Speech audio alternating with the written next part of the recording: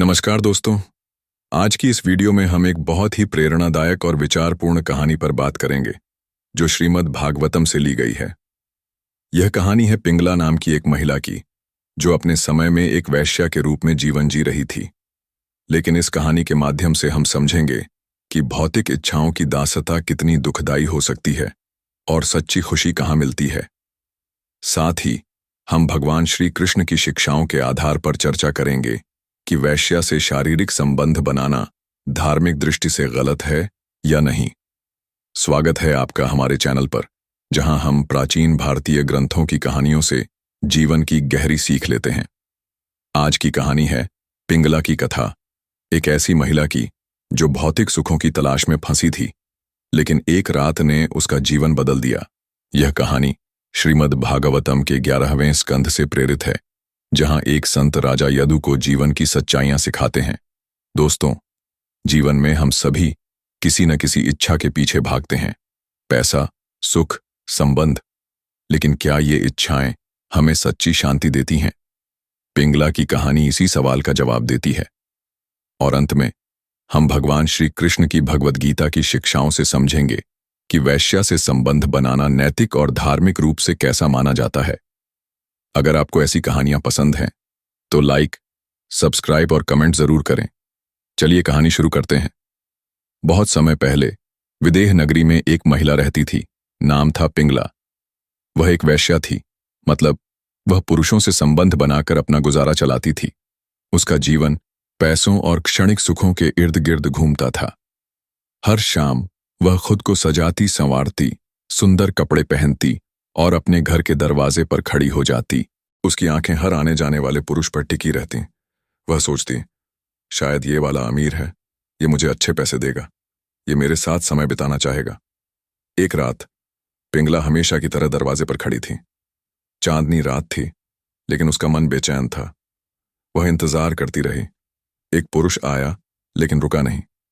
दूसरा आया, वह भी चला गया। तीसरा, चौथा। रात बीतती गई, लेकिन कोई ग्राहक नहीं आया। पिंगला का मन घबराने लगा। वह सोचती, आज तो कोई आएगा ही। शायद वो वाला जो अभी आ रहा है, वो जरूर रुकेगा, वो मुझे पैसे देगा और मैं खुश हो जाऊंगी। लेकिन समय गुजरता गया। आधी रात हो गई। पिंगला कभी दरवाजे से बाहर सड़क पर जाती, कभी अंदर लौट आती। उसकी उम्मीदें टूटती जा रही थीं। अब पिंगला का चेहरा उदास हो गया। उसका शरीर थक चुका था, मन निराश। वह सोचने लगी, कितनी मूर्ख हूं मैं। इतनी रातें मैंने इसी तरह बिताई, पुरुषों की उम्मीद में। लेकिन क्या मिला? सिर्फ दुख, चिंता और खालीपन। ये पुरुष तो खुद दयनीय हैं, लालची, अस्थिर। मैंने अपना शरीर बेचा, अपनी आत्मा को पीड़ा दी, लेकिन सच्चा सुख कहां? अचानक पिंगला के मन में एक नई रोशनी आई। वह समझ गई कि उसकी सारी उम्मीदें व्यर्थ थीं। वह गाने लगी, एक ऐसा गीत जो निराशा से निकलकर आनंद की ओर ले जाता था। उसने कहा, ओह, कितनी भ्रमित थी मैं। मैंने उस सच्चे प्रेमी को भुला दिया जो मेरे हृदय में हमेशा रहता है। वह है भगवान, जगत के स्वामी, जो सच्चा प्रेम, खुशी और समृद्धि देते हैं। मैंने उन्हें नजरअंदाज किया और इन तुच्छ पुरुषों की सेवा की जो कभी मेरी इच्छाओं को पूरा नहीं कर सकते। उन्होंने मुझे सिर्फ दुख, भय, शोक और भ्रम दिया। पिंगला ने महसूस किया कि उसका शरीर एक घर जैसा है। हड्डियां दीवारें हैं, मांस छत है, लेकिन अंदर गंदगी भरी है। वह सोचती, मैंने इस शरीर को सुख के लिए इस्तेमाल किया, लेकिन यह तो खुद नष्ट होने वाला है। सच्चा सुख तो आत्मा में है, भगवान की भक्ति में। उस रात से पिंगला बदल गई। उसने अपनी पुरानी जिंदगी छोड़ दी, इच्छाओं से मुक्त हो गई और भगवान की ओर मुड़ गई। वह शांत और खुश हो गई, क्योंकि अब उसकी उम्मीद सिर्फ परमात्मा पर थी। दोस्तों, यह कहानी हमें सिखाती है कि भौतिक इच्छाएं जैसे पैसा, शारीरिक सुख हमें कभी स्थायी खुशी नहीं देती। पिंगला की तरह जब हम निराश होते हैं, तभी सच्ची समझ आती है। अब सवाल है जो आपने पूछा, क्या वैश्या से शारीरिक संबंध बनाना गलत है या नहीं? भगवान श्री कृष्ण या अन्य देवताओं के अनुसार हिंदू धर्म ग्रंथों में जैसे भागवतम और भगवद गीता में यह स्पष्ट है कि ऐसे संबंध अधर्म माने जाते हैं। भगवान कृष्ण भगवद गीता में कहते हैं, अध्याय 5 श्लोक 22 के आधार पर, इंद्रियों के संपर्क से मिलने वाले सुख क्षणिक होते हैं, वे दुख के स्रोत हैं। बुद्धिमान व्यक्ति ऐसे सुखों में नहीं फंसता। काम वासना को नियंत्रित न करना पाप का कारण बनता है, क्योंकि यह मन को अशुद्ध करता है, बुद्धि को भ्रमित करता है और आध्यात्मिक प्रगति रोकता है। श्री कृष्ण गीता में काम, क्रोध और लोभ को नरक के द्वार बताते हैं। अध्याय 16। वैश्या से संबंध बनाना, चाहे वह पैसे के लिए हो, अनैतिक सेक्स है जो परिवार, समाज और आत्मा को हानि पहुंचाता है। पुराणों में वैश्यावृत्ति को खराब कर्म माना गया है जो दुख लाता है।